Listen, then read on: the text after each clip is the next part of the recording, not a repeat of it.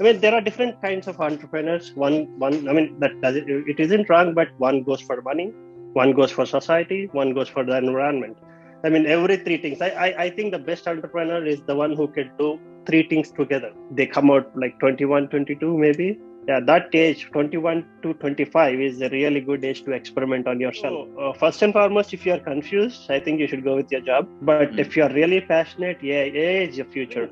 The major part of cost for a product is the transportation part of it. If you can see, the fuel prices dictate the price of every product. Having data isn't the important key thing here, but how you process the data is the key.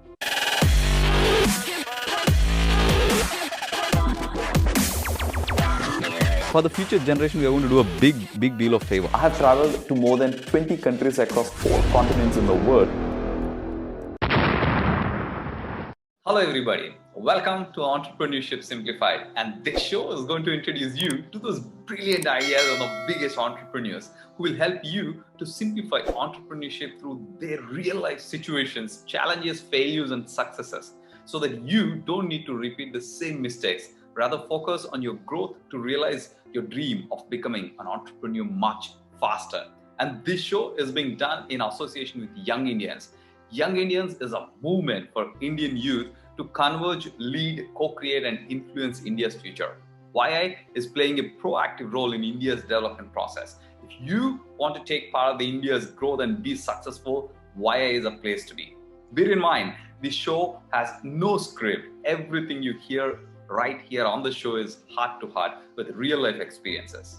And today's guest is a versatile leader who has been in diversified industries from hospitality, education and IT industry. He's truly a global leader who has managed businesses and massive projects successfully, irrespective of his locations across continents. With more than 4,000 students, while the college was recognized as one of the biggest in India in 1970s, his current IT business, Zabda, already partnered with Amazon Web Services and Microsoft. He believes in setting up systems for business management, and it has naturally grown up into groups one of the core business, digitally transforming businesses and making them truly global in the areas of artificial intelligence, IoT and data. He has also played a key role in non-profit organization Young Indians as a chapter chair for Amravati, recognized for conducting maximum number of events for social causes in the year 2018 and 19. Help me to welcome Bhaskar Nannapneni, CEO of NVR Group and Zabda. Hi Bhaskar, how are you doing? Hi Rajesh, I'm good. Wow, all that introduction for me. Wonderful, man. Yes, of course. First of all, I want to say a big thanks to you, despite the fact that so much is going on around. Thank you for taking time to be part of this show. Thank you, Rajesh. Thank you for accommodating my time. I know our timings have been difficult and different, but still we could make it out. Absolutely. Now, this is one of the most important things that's going on around, right?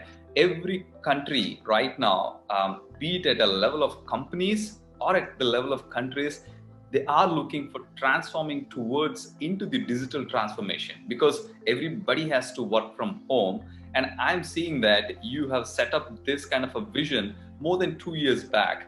What was the thought process behind it? Thinking that, we need to go digitally at that time in 2018 or 17 itself. Well, why did I set it up like 2 years back? That's just coincidental, and I can call myself lucky on that. We did help many partners get along in these times, which was very much important. Yeah, I see that. But can you tell me, how your journey has evolved?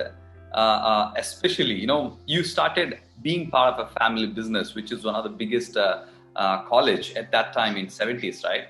How did you find yourself, footing in the family business?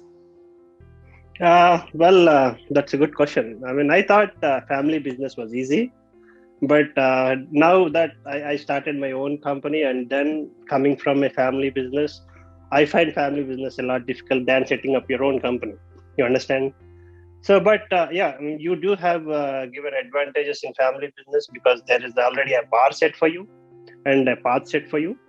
But achieving those bars and going in that path and most importantly, changing the path according to your generation type is the key in your successful family business. The hurdles which I faced in my family business is like making our older generation, or like my father, accepting my path into the newer way of work. But again, they did agree onto it after we showed the success. So maybe I think a family business is mainly depending on your capabilities and proving yourself that your way is right. If I have to put it right, between in a family business, between what is the priority for the the previous generations? Is it the legacy or the efficiency? I mean, what is your experience? Wow, that's the beauty of the older generations. They could take both of them equally, legacy as well as the quality. So yeah, I mean, they would definitely give upper hand for legacy, but still everything goes along with it. I mean, I know it because I've come from one as well. So I know we have definitely one level of priority. So yeah, let me put it this way, right? When you had to really kind of I'm sure, you can never plug in legacy and efficiency. I mean, beautifully well, just because of the current situation demands are totally different, right? Be it students' demands from the college and the kind of industry is expecting. So can you kind of share maybe one example in your thing where you had to really fight out to efficiency over legacy? Well, efficiency or legacy is, let me give an example to try straight out of my life. I wanted to make all the college softwares or day-to-day going around works and all online, which was a dead no for our older generations because they wanted everything in the books, on the paper, and with their pen on it. Well, I found that very difficult in these times. But once, as I said, I started off small.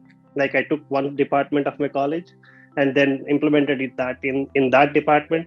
And when they could see that everything is going smooth and easier than what it used to be, they did agree to expand it to the whole college. And that did change many things and got us here easy.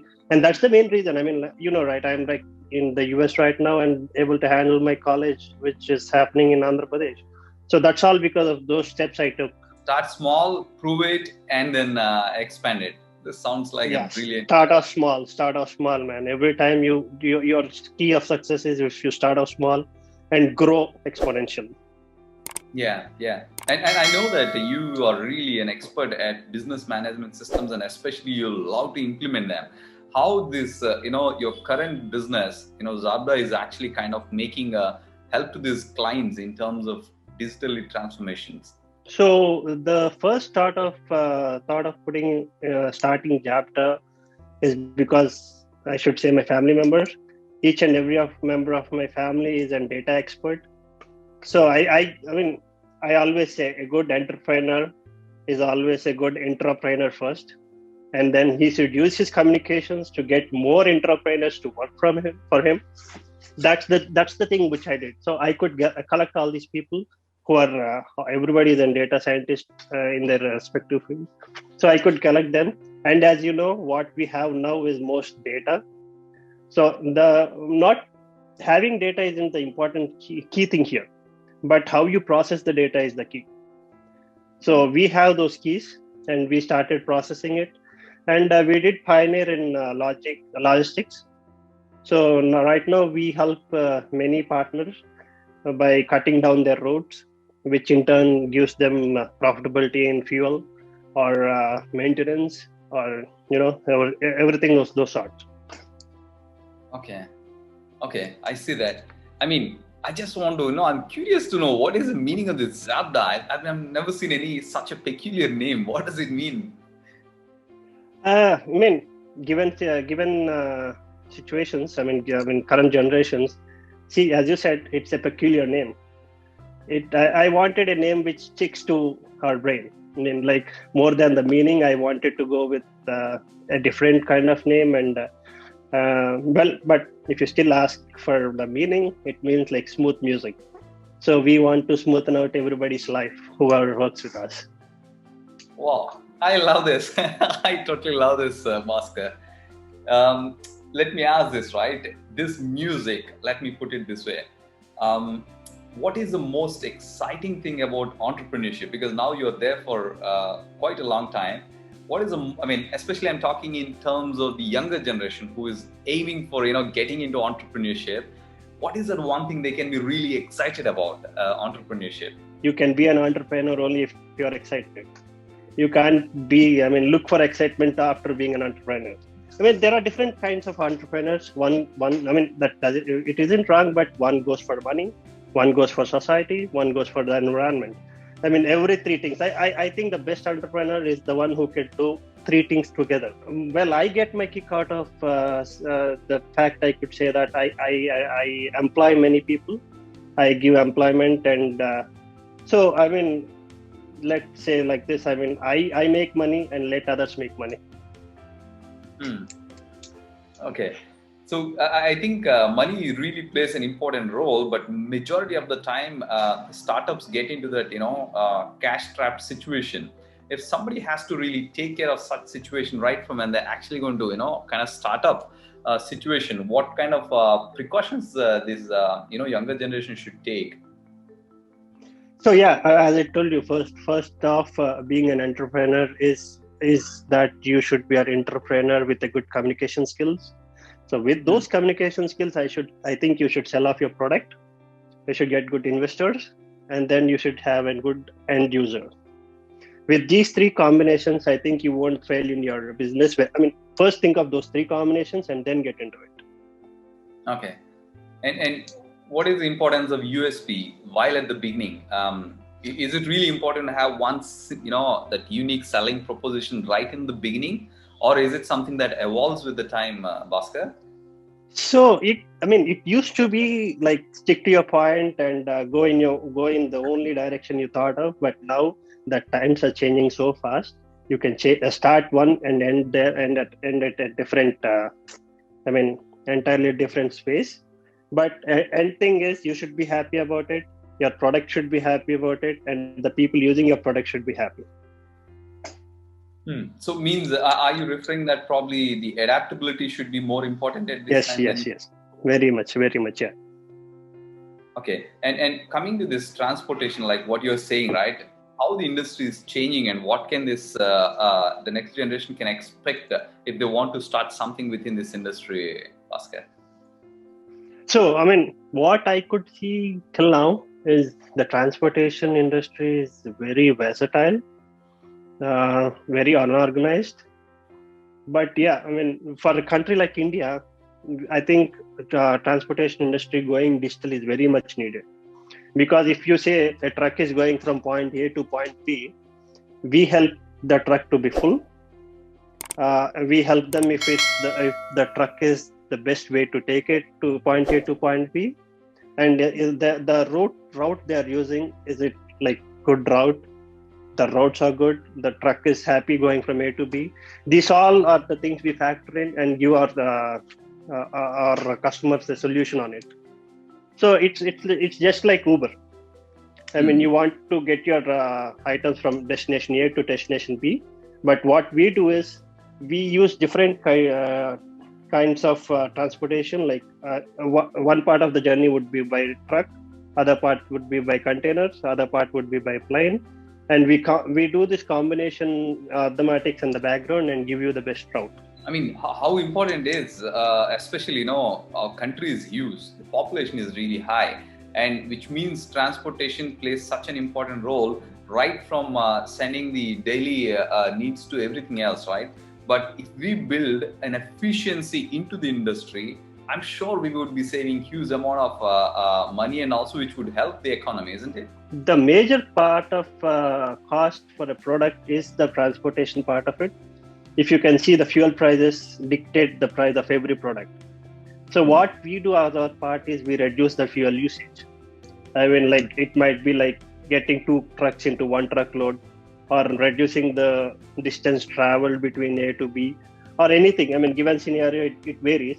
But yeah, we help that to make that product sell better and then get a good price on it. So optimization So, is but yeah, as you said, for a country like India, vast roads, vast coverage, that's the key. yeah. And let me ask this, right? I mean, when we are talking about currently at this moment, we are really struggling with the current logistics, especially because of COVID and what is going on all around. Now, is it at a government level people should really look for this level of optimization, or you kind of suggest that okay, individual corporates can make such a big change? Especially, I'm talking in terms of the logistics. It's definitely a good idea if the government takes it up and makes it a common platform. But yeah, but the next best thing is individually every logistics do the same, and not, I mean, partner with somebody else, the other who can help your data process, get your data processed.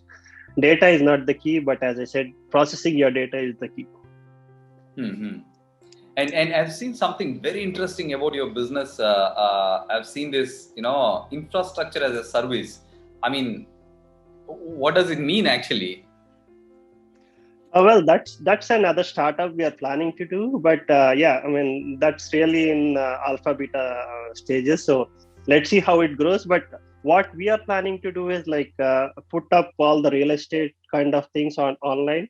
And I mean, when a particular person is looking for something, we would help them to find that particular thing. I mean, he might be looking for something, but that might be not the one he wants it. So we want to help in those kind of areas. Oh, okay. That sounds really interesting. Now, if I have to ask this question, right, it's a very common thing with most of the students when they actually kind of come out, whether I need to go ahead and, startup is kind of, I would say, fashionable word now. So if somebody is really thinking about, hey, I want to go get, some startup into AI, or probably I just want to get the job.